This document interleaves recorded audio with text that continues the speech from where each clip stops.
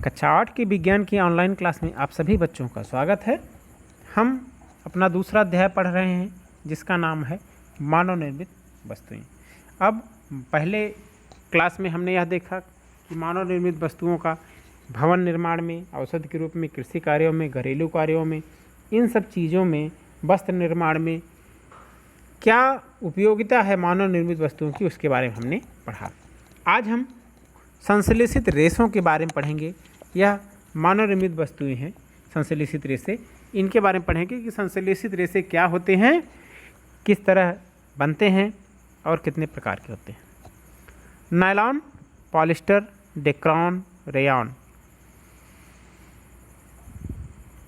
यह सभी रेशे मानव निर्मित रेशे कहलाते हैं। याद रखें, नायलॉन, पॉलिस्टर, डेक्रॉन और रेयॉन, यह रेशे हैं। इन रेशों को हम मानव निर्मित रेशे कहते हैं। इनमें से बहुत से रेशे पेट्रोलियम पदार्थों से प्राप्त किए जाते हैं। इनका निर्माण पेट्रोलियम पदार्थों से किया जाता है। इस प्रकार के रेशों को संश्लेषित रेशे कहा जाता है। मानव निर्मित रेशे को हम क्या कहते हैं? संश्लेषित रेशे कहते हैं। संश्लेषित रेशे उच्च अणुभार वाले बहुलक यौगिक होते हैं। सूती, रेशमी, नायलॉन, पॉलिस्टर, टेरिलीन, ये इन सब धागों से बने वस्त्रों का अवलोकन करते हैं तो हम देखते हैं कि नायलॉन, पॉलिस्टर, टेरिलीन आदि से बने वस्त्र सूती वस्त्रों की अपेक्षा हमें बहुत अधिक आकर्षक दिखाई देते हैं। हल्के होते हैं, मजबूत होते हैं। इन्हें बारी बारी से आप फाड़ कर देख सकते हैं कि सूती कपड़े को तो आप आसानी से हाथों से फाड़ सकते हैं, जबकि नायलॉन, पॉलिस्टर, टेरिलीन, इन सब रेशों से बने कपड़ों को हम हाथ से फाड़ नहीं सकते हैं। यह बहुत ही मजबूत और टिकाऊ होते हैं। या इसी प्रकार अगर इन वस्त्रों को जो संश्लेषित रेशों से बने हुए होते हैं, अगर इन्हें हम पानी में भिगोते हैं तो वहाँ पर देखते हैं कि नायलॉन, पॉलिस्टर, टेरिलीन के वस्त्र यह बहुत जल्दी ही सूख जाते हैं, जबकि सूती कपड़े से बने वस्त्र बहुत देर में सूखते हैं। तो संश्लेषित रेशों की विशेषताएं क्या होती हैं, क्या कितने प्रकार के होते हैं, कौन कौन से होते हैं, यह हमने देखा। अब देखते हैं प्लास्टिक। प्लास्टिक आज दैनिक जीवन की महत्वपूर्ण वस्तु बन गया है। हम अपने चारों ओर बिना प्लास्टिक के जीवन की कल्पना भी नहीं कर सकते हैं। चारों ओर हमारे प्लास्टिक ही प्लास्टिक दिखाई देता है। जैसे बाल्टी, मग, दांत साफ करने वाला ब्रश, यह सभी वस्तुएं प्लास्टिक की बनी होती हैं। प्लास्टिक क्या होता है यह जान लें। रासायनिक रूप में असंतृप्त हाइड्रोकार्बन, रासायनिक रूप में असंतृप्त हाइड्रोकार्बनों जैसे एथिलीन, एसिटिलीन आदि के उच्च अणुभार के बहुलक प्लास्टिक पदार्थ होते हैं। किसके? असंतृप्त हाइड्रोकार्बन जैसे एथिलीन, एसिटिलीन, इनके उच्च अणुभार के जो बहुलक होते हैं वही प्लास्टिक पदार्थ होते हैं। Bakelite, nylon, polythene, Teflon, poly vinyl chloride, यह सभी इन्हीं असंतृप्त हाइड्रोकार्बनों से बने हुए प्लास्टिक के उदाहरण हैं। कौन कौन? Bakelite, nylon, polythene, Teflon, polyvinyl chloride, ये सभी प्लास्टिक पदार्थों के ही उदाहरण हैं। इन सभी प्लास्टिक के सामानों में कुछ भिन्नता दिखाई देती है। क्या? कुछ प्लास्टिक की वस्तुओं को जब हम गर्म करते हैं तो तुरंत पिघल जाती हैं, जबकि कुछ पर ऊष्मा का कोई प्रभाव नहीं पड़ता है। जैसे प्लास्टिक की बाल्टी ऊष्मा पाने पर पिघलने लगती है, अगर उसे गर्मी मिल जाए तो वह तुरंत पिघल जाती है। तमाम ऐसी प्लास्टिक वस्तुएं देखते हैं जैसे गर्म करते हैं वो नरम हो जाती हैं, पिघलने लगती हैं। लेकिन कुछ ऐसी वस्तुएं हैं जैसे कुकर का हैंडल जो काले रंग का होता है, अगर हम उसे गर्म करें तो वह पिघलता नहीं है। प्लास्टिक की इसी कठोरता और उसके गलनांक के आधार पर, किस पर? प्लास्टिक की कठोरता और गलनांक के आधार पर प्लास्टिक को दो वर्गों में बांटा जाता है। कहने का मतलब दो प्रकार की प्लास्टिक होती है।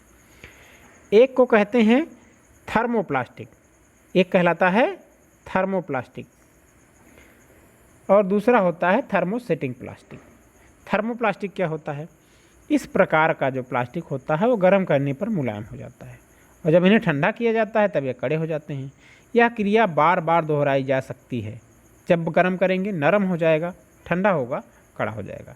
तो इस तरह का जो प्लास्टिक होता है, इसी कारण थर्मोप्लास्टिक को पुनः चक्रण करके इसका उपयोग किया जा सकता है। इसको बार बार हम गला के फिर से उपयोग कर सकते हैं। पॉलीथीन, पॉलीविनाइल क्लोराइड, यह सभी थर्मोप्लास्टिक के उदाहरण हैं। पॉलीथीन और पॉलीवाइनिल क्लोराइड, पीवीसी जिसे कहा जाता है, यह सभी जिससे पाइप वाइप बनते हैं, यह सभी थर्मोप्लास्टिक के उदाहरण हैं। थर्मोसेटिंग प्लास्टिक क्या होता है? थर्मोसेटिंग प्लास्टिक में यह वह प्लास्टिक होते हैं इसकी जिन्हें हम गर्म करते हैं तो गर्म करने पर मुलायम तो हो जाते हैं, लेकिन ठंडा करने पर कठोर और खुरदुर हो जाते हैं, किंतु इन्हें पुनः गर्म करके मुलायम नहीं किया जा सकता है। इन्हें एक ही बार गर्म करके अगर हम ठंडा कर देते हैं तो पुनः इन्हें गर्म करके मुलायम नहीं किया जा सकता है।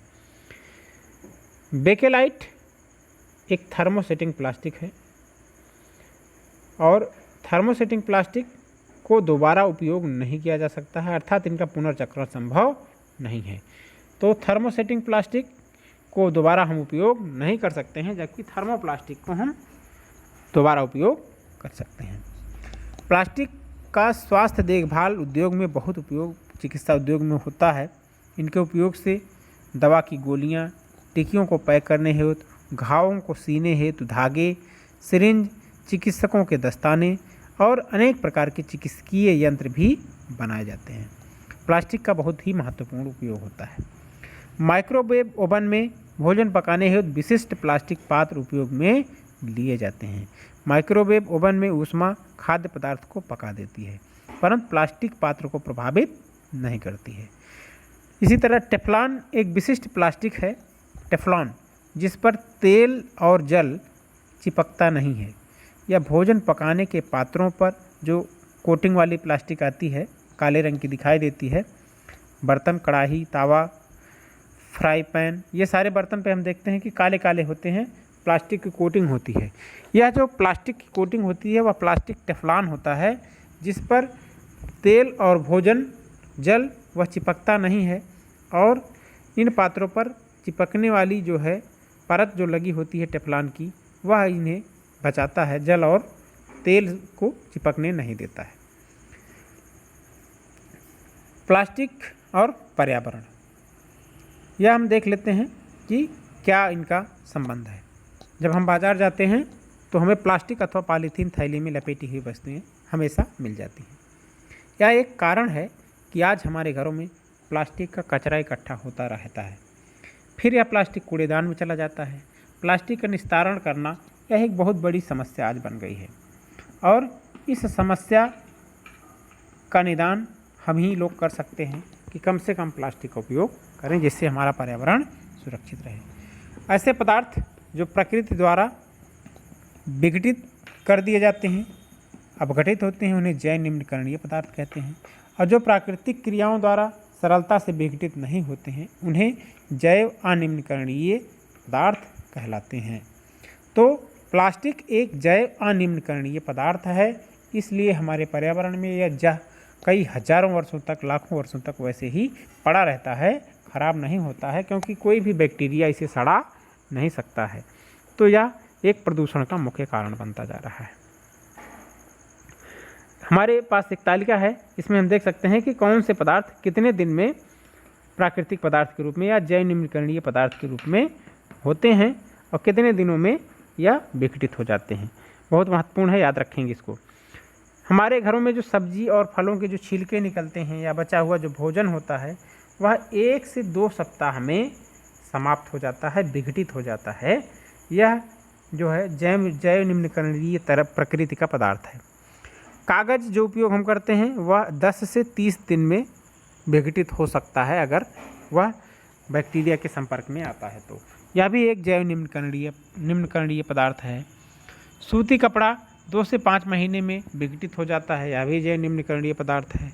लकड़ी 10 से 15 वर्ष में विघटित हो जाती है, यह भी जैव निम्नकरणीय पदार्थ है। ऊनी वस्त्र लगभग 1 वर्ष में विघटित हो सकते हैं, यह भी जैव निम्नकरणीय पदार्थ है। टिन, एल्युमिनियम और धातुओं के डिब्बे 100 से 500 वर्ष तक विघटित नहीं होते हैं, यह जैव अनिम्नकरणीय पदार्थ हैं।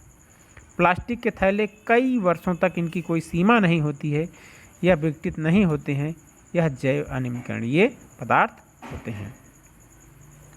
तो यह प्लास्टिक है तो बहुत हानिकारक, लेकिन हमारे लिए बहुत उपयोगी भी है, इसलिए बहुतायत में उपयोग भी किया जाता है। क्या उपयोगिता है प्लास्टिक की देख लेते हैं। दैनिक जीवन में प्लास्टिक का प्रकार दिया गया है और उसकी क्या उपयोगिता है यह दिया गया है। तो पहली चीज़ होती है पॉलीथीन। पॉलीथीन से क्या क्या बनता है, थैली बनता है, न टूटने वाली बोतल बनती है, पाइप बनता है, बाल्टी, इन सब चीज़ों को बनाने में पॉलीथीन का उपयोग करते हैं हम। एक्रिलिक एक तरह का प्लास्टिक होता है, इससे हम कार एवं ट्रकों की खिड़कियों में लगाते हैं उसकी सुरक्षा के लिए। पॉलीप्रोपिलीन होता है एक प्लास्टिक जिससे रस्सी बनाई जाती है, इस रेसे बनाए जाते हैं। मजबूत पाइप बनाने में भी पॉलीप्रोपिलीन का उपयोग किया जाता है। स्टायरोन जिसे थर्माकोल के नाम से भी जानते हैं, पैकिंग करने में, संचायक सेल के केस बनाने में, खिलौने बनाने में हम थर्माकोल का उपयोग करते हैं, यह भी एक तरह का प्लास्टिक होता है। मेलामाइन बर्तन बनाने में जो मेलामाइन का उपयोग हम करते हैं।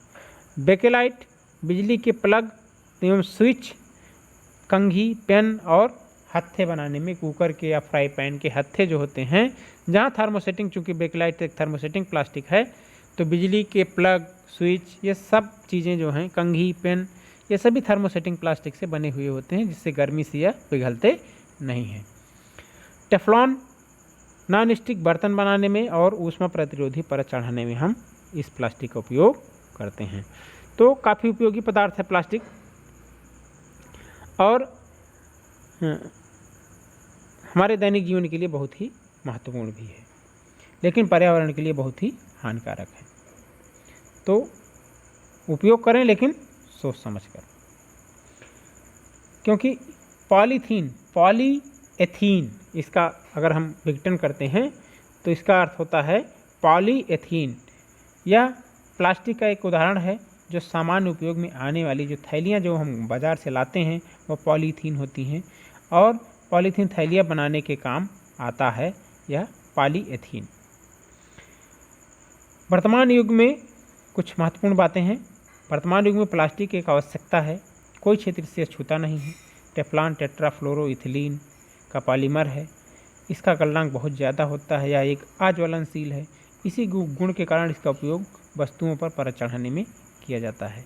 कुछ चेतावनी हमको दी जाती है और हमेशा यह बताया जाता है कि प्लास्टिक सारांश जो है हमारे लिए बहुत ही उपयोगी है। प्लास्टिक का सारांश जान लीजिए कि इतना उपयोगी है और क्या क्या हो सकता है इससे। प्लास्टिक हमारे लिए बहुत ही उपयोगी है, किंतु इसका दुरुपयोग बहुत हानिकारक सिद्ध हो रहा है। पॉलीथीन जलाने से इसका धुआं जो वायुमंडल में फैलता है वह फैलकर पर्यावरण को दूषित कर रहा है।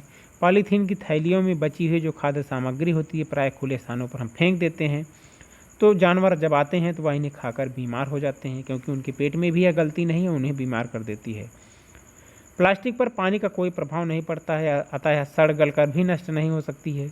उपयोग की गई पॉलीथीन की थैलियों को इधर उधर नहीं फेंकना चाहिए। इधर उधर फेंकने पर यह सीवर लाइनें और नालियों में फंसकर पानी के प्रवाह को रोक देती हैं, जल भराव कर देती हैं और पानी एक ही स्थान पर फैलकर पर्यावरण को प्रदूषित करने लगता है।